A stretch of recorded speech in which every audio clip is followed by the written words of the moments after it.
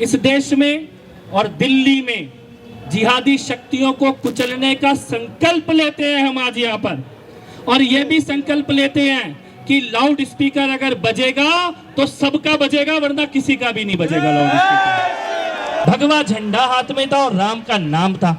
पत्थर मार रहे, गोली मार रहे हैं, जला रहे हैं, और उसके बाद साजिश देखिए कि अफजल के खिलाफ बोलो, बुरहान वानी के खिलाफ बोलो, तो इसको दंगे से जोड़ने की कोशिश की जा रही है। क्या अपना त्योहार मनाने भी ना निकले? क्या अपना त्योहार भी शांतिपूर्ण तरीके से मनाने का अधिकार समाप्त हो गया है? क्या निशस्त्र होकर भगवान राम का नाम लेने पे भी हत्या हो जाएगी? क्या पत्थर मारे जाएंगे? क्या इसके विरोध में और इस प्रकार की साजिशों को बजरंग बली कुचल दें, और हम लोग भी संकल्प लें कि ऐसी साजिशों को चलने नहीं देंगे। इसके लिए हम लोग इकट्ठा हुए हैं।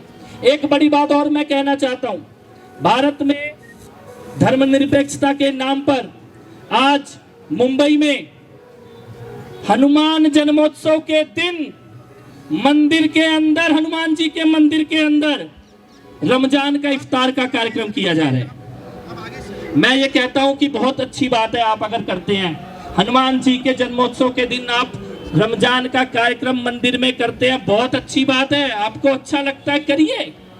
लेकिन इस देश में एक भी मस्जिद ऐसी है क्या जो आज के दिन सुंदरकांड का पाठ हो रहा हो किसी मस्जिद के अंदर? है कोई मस्जिद ऐसी? हनुमान चालीसा का पाठ हो रहा हो, बजरंग बली की मूर्ति रखी हो अंदर? असली धर्मनिरपेक्षता तो तभी मानी जाएगी। भारत माता की, भारत माता की, वंदे वंदे वंदे।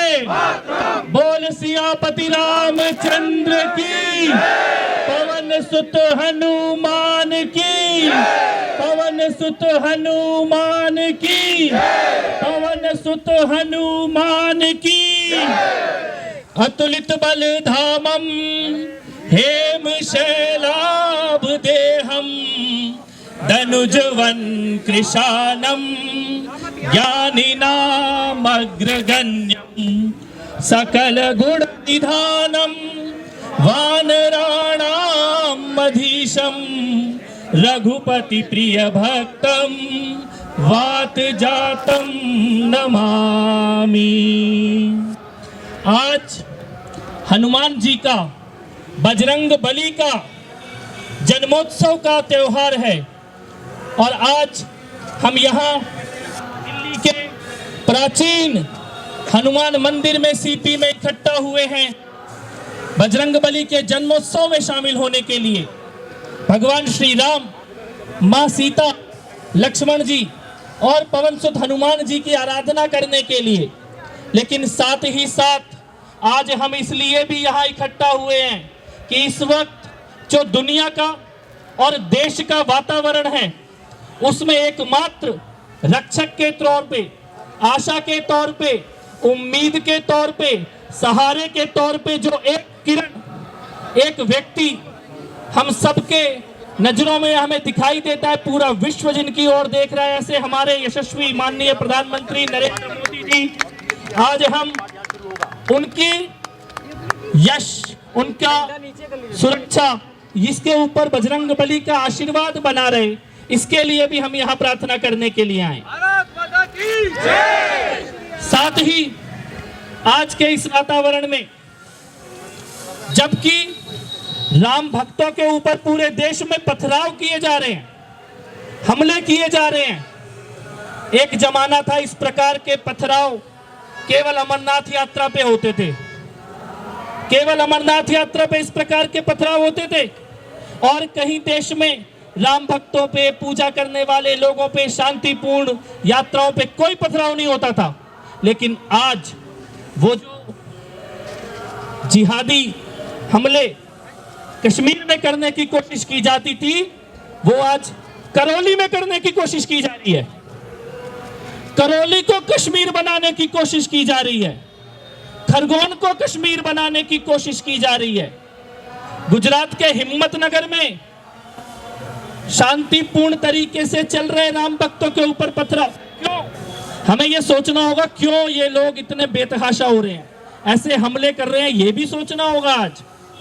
इसलिए कि जब देश कोरोना की मुसीबत से पार निकल गया, जब अंतरराष्ट्रीय युद्ध की परिस्थितियों में भारत स्वाभिमान के साथ खड़ा है, जब 370 खत्म हो चुकी है, तब कुछ लोगों के पेट में दर्द हो रहा है कि देश को कैसे वातावरण को खराब किया जाए, कैसे उत्साह को खत्म किया जाए, कैसे हमले किए जाएं, कैसे तोड़ने की कोशिश की जाए।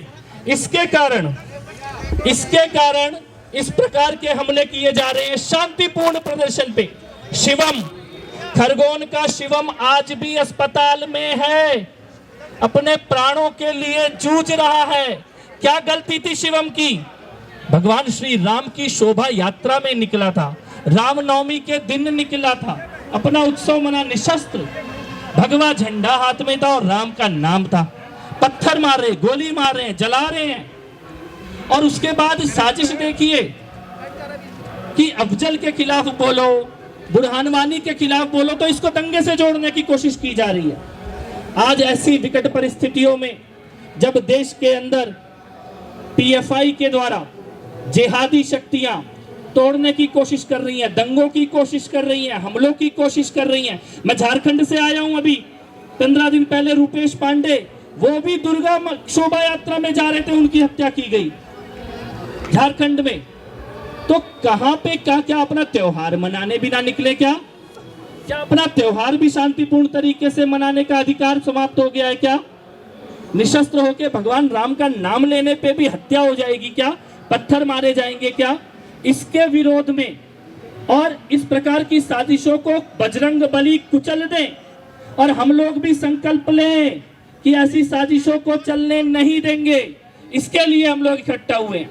एक बड़ी बात और मैं कहना चाहता हूं, भारत में धर्मनिरपेक्षता के नाम पर आज मुंबई में हनुमान जन्मोत्सव के दिन मंदिर के अंदर, हनुमान जी के मंदिर के अंदर रमजान का इफ्तार का कार्यक्रम किया जा रहा है। मैं ये कहता हूं कि बहुत अच्छी बात है, आप अगर करते हैं, हनुमान जी के जन्मोत्सव के दिन आप रमजान का कार्यक्रम मंदिर में करते हैं, बहुत अच्छी बात है, आपको अच्छा लगता है, करिए। लेकिन इस देश में एक भी मस्जिद ऐसी है क्या जो आज के दिन सुंदरकांड का पाठ हो रहा हो किसी मस्जिद के अंदर? है कोई मस्जिद ऐसी? हनुमान चालीसा का पाठ हो रहा हो, बजरंग बली की मूर्ति रखी हो अंदर? असली धर्मनिरपेक्षता तो तभी मानी जाएगी, चाहे वो उद्धव ठाकरे जी के लोग कर रहे हो, चाहे वो शरद पवार जी के लोग कर रहे हो। मैं ये कहना चाहता हूं, अगर असली धर्मनिरपेक्षता के तराजू में तोला जाएगा तो ये भी पूछा जाएगा कि जब मंदिरों ने इफ्तार के लिए दरवाजे खोले थे तो हनुमान चालीसा और सुंदरकांड के लिए मस्जिदों के दरवाजे क्यों नहीं खुले? ये असली सेकुलरिज्म है।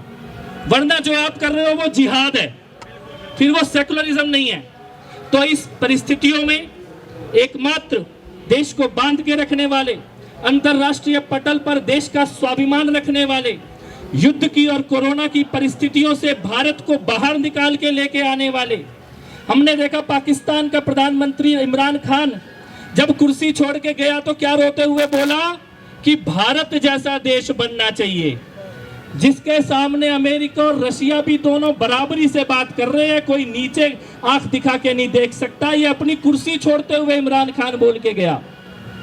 यानी कि पाकिस्तान में बैठे इनके आकाओं को समझ में आ गया कि भारत क्या है, मोदी जी क्या है, लेकिन भारत में बैठे उनके दलालों को आज तक ये बात समझ नहीं आई।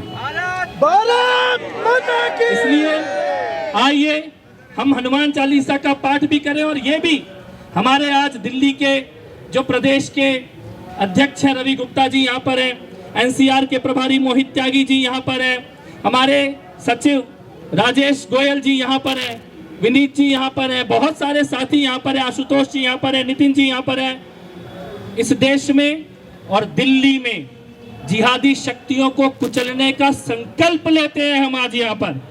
और ये भी संकल्प लेते हैं कि लाउड स्पीकर अगर बजेगा तो सबका बजेगा, वरना किसी का भी नहीं बजेगा लाउड स्पीकर।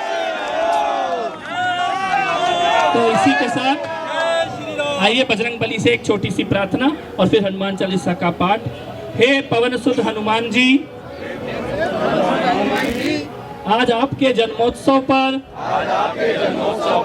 हम आपके भक्त करबद्ध प्रार्थना करते हैं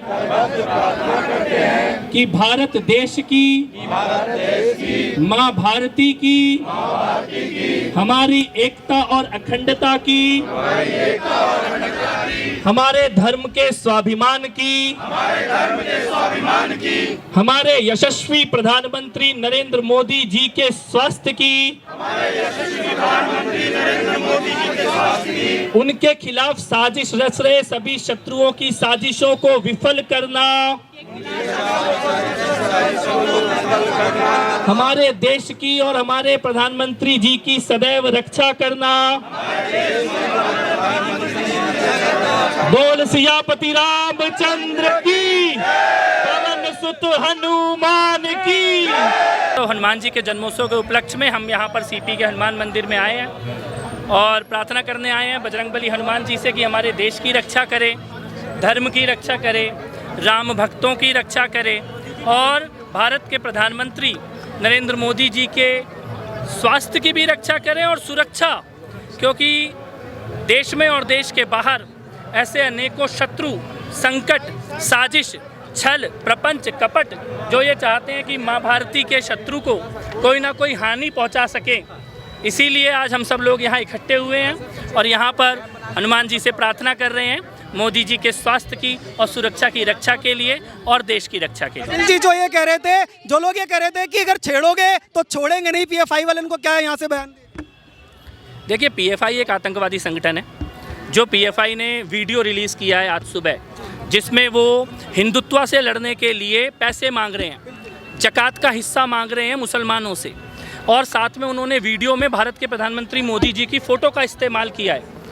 ये सीधे सीधे एक आतंकी संगठन, जैसे अभी तक लश्कर तैयबा या आईएसआईएस फतवा जारी करते थे, मदद मांगते थे देश में लड़ने के लिए, उस प्रकार की गतिविधि पीएफआई कर रहा है।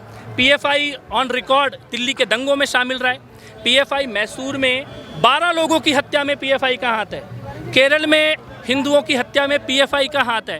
केरल से कर्नाटक और यहाँ दिल्ली तक, और पीएफआई के जिस प्रकार की गतिविधियाँ हो रही हैं, ये सिमी का ही दूसरा बेटा समझ लो पीएफआई को। और इसीलिए पीएफआई को एक आतंकवादी संगठन के रूप में बैन होना चाहिए। पीएफआई को जो भी लोग फंडिंग करते हैं, आइडियोलॉजिकल सपोर्ट करते हैं, उनको भी जेल के अंदर होना चाहिए, जेल के बाहर उनकी जगह नहीं है। राज ठाकरे ने मुंबई में प्रयास किया है, क्या दिल्ली के अंदर भी बैन करवाएंगे लाउड स्पीकर? राज्यों में सरकार है, दिल्ली के अंदर भी बंद कह रही कि बैन होने की नहीं, लाउड स्पीकर बंद कराने की बात नहीं करी मैंने। हमने ये कहा है कि लाउड स्पीकर बजेगा तो सबका बजेगा। धर्मनिरपेक्ष देश है, सभी नागरिकों को समान अधिकार है, तो लाउड स्पीकर अगर बजेगा तो लाउड स्पीकर सबका बजेगा, और नहीं बजेगा तो सुप्रीम कोर्ट की गाइडलाइन स्पष्ट है। हम सबको सुप्रीम कोर्ट के निर्देशों का, उनकी गाइडलाइन का पालन करते हुए, और अब तो देखो मोबाइल टेक्नोलॉजी का ज़माना है, ऐप का ज़माना है। मुझे ये लगता है कि नमाज के लिए लोगों को बुलाने के लिए आप ऐप में भी लोगों को मैसेज भेज सकते हैं, मोबाइल एसएमएस से अपडेट भेज सकते हैं, व्हाट्सएप भेज सकते हैं, रिकॉर्डेड कॉलिंग कर सकते हैं। उसके लिए सुप्रीम कोर्ट की बात ना मानना और ज़बरदस्ती इस प्रकार का ध्वनि प्रदूषण करना, मुझे लगता है सबको समझना चाहिए। अब टेक्नोलॉजी का ज़माना है, नए साधन अपनाने चाहिए। धार्मिक स्वतंत्रता पर हमला, प्रदेश ऑफिस में हनुमान जयंती का पाठ हो रहा है और हनुमान चालीसा का पाठ जो है कांग्रेस करते नजर आ रही है, राजस्थान में भी नजर आया और दिल्ली में भी। केजरीवाल ने भी किया। और सोनिया गांधी जी की तरफ से ये आर्टिकल भी लिखा गया, उसमें कहा है कि बीजेपी जो है। नहीं, सोनिया गांधी जी ने आर्टिकल नहीं लिखा, सोनिया गांधी जी ने साइन किए होंगे आर्टिकल पे। सोनिया गांधी जी आर्टिकल लिख पाएँ, इतना बोल पाएँ, ऐसा पिछले 2 दशकों में इस देश ने देखा नहीं है। लेकिन मैं ये ज़रूर कहना चाहता हूँ कि जो उस आर्टिकल में लिखा है देश के बारे में, वैसा देश का माहौल था 1984 में था। वैसा देश का माहौल था जब दिल्ली की सड़कों पे कत्लेआम हो रहा था सिख भाइयों का, तब था देश का ये माहौल। मुझे लगता है सोनिया गांधी जी की नींद तो खुली है, लेकिन 30 साल के बाद खुली है। 1984 में जो उन्हें बोलना चाहिए था वो आज बोल रही हैं। जीतन राम मांझी ने बोला है कि राम वेद केवल पात्रों में से, उसको लेकर के क्या हनुमान कहेंगे? चालीसा का पाठ कांग्रेस कर रही है और उस पर क्या कहना? नहीं, ठीक है, कांग्रेस पार्टी को सद्बुद्धि की आवश्यकता है और हुकूमती निवार कश्मीर फाइल्स के बाद अब दिल्ली फाइल्स बन रही है। हनुमान चालीसा में सर, जीतन राम मांझी हनुमान ने कहा है- चालीसा में बड़ा स्पष्ट आता है, कुमति निवार सुमति के संगी। तो कुमति निवार की कोशिश अगर कांग्रेस पार्टी कर रही है तो इसका स्वागत करना चाहिए। केजरीवाल ने सुंदरकांड का पाठ किया है, क्या कहेंगे आम आदमी पार्टी को? आपके मंदिर पे देखिए, अरविंद केजरीवाल जी सुंदरकांड या हिंदू या इस प्रकार की बात जब भी करें, उस राम भक्त का सभी का स्वागत है, लेकिन ये उनकी घर वापसी मानी जाएगी। घर वापसी कैसे? क्योंकि अभी तक तो वो ताहिर हुसैन के पालकों में से रहे हैं। ताहिर हुसैन को पालने वाले व्यक्ति रहे हैं। उमर खालिद गिरफ्तार ना हो, जिन्होंने टुकड़े टुकड़े के नारे लगाए, उनको सज़ा ना मिले, इसके लिए 5-5 साल तक दिल्ली सरकार ने पेटिशन रोक के रखी है। अभी भी आज दिल्ली सरकार के जो वकील खड़े होते हैं वही वकील आतंकवादियों के लिए खड़े होते हैं। तो अगर अब वो हिंदू धर्म में अपनी वापसी करना चाहते हैं सुंदरकांड पढ़ के, तो वापसी करें, लेकिन फिर आतंकवादियों के खिलाफ भी बोलना होगा। जीतन राम मांझी ने कहा है कि राम केवल महाकाव्यों में है, उनका कोई अस्तित्व नहीं। उनके नाम में ही राम का अस्तित्व है। जीतन राम मांझी, उनके तो नाम में ही राम का अस्तित्व है। तो उनके माता पिता ने कोई कॉमिक्स पढ़ के या कोई कार्टून देख के तो राम उनके अपने बेटे के नाम में राम लिखा है, तो कुछ सोच के भगवान मान के ही लिखा होगा। अपने माता पिता की इज्जत करें। रमजान के वक्त अखंड भारत को लेकर क्या कहना है आपका? अखंड भारत को आरएसएस लेकर चीफ मोहन भागवत ने कहा है कि अखंड भारत बनेगा 15 साल में। इस loud speaker counter loud speaker को लेकर क्या मैसेज आप देना चाहेंगे नहीं। मुस्लिम कम्युनिटी में? नहीं, कोई काउंटर लाउड स्पीकर नहीं है। देखिए, मैं फिर से कह रहा हूँ, आधुनिक ज़माना है, टेक्नोलॉजी का ज़माना है। एक ज़माना था आपको नमाज के लिए लोगों को बुलाना होता था, लोगों के पास घड़ी नहीं होती थी, मोबाइल नहीं होता था, तो आप उधर चिल्ला के बोलते थे, आ जाओ भाई आ जाओ, नमाज का टाइम हो गया। जितनी ज़ोर से चिल्ला सके उतनी ज़ोर से बुलाए। अभी तो टेक्नोलॉजी है ना, सब पे मोबाइल है, आप ऐप बना लो, ऐप में अलार्म बज जाए, मोबाइल में मैसेज चला जाए, वीडियो कॉल चली जाए। अब उसकी अच्छा, फिर सुप्रीम कोर्ट ने मना किया है। ऐसा तो नहीं हम कोई जिद्द कर रहे हैं, कोई ज़बरदस्ती कर रहे हैं। आप भारत के सुप्रीम कोर्ट की मानिए, और भारत में नहीं, दुनिया के जो पूरी तरह मुस्लिम गणराज्य हैं, जहाँ मुस्लिम शासन है, जहाँ पे शरिया भी चलता है, वहाँ भी मस्जिदों में अजान नहीं हो रही है। उन्होंने भी लाउड स्पीकर बंद कर दिया। तो मुझे लगता है पर्यावरण को ध्यान में रखते हुए, लोगों की सुविधा को ध्यान में रखते हुए बंद कर देना चाहिए। सर, कुमार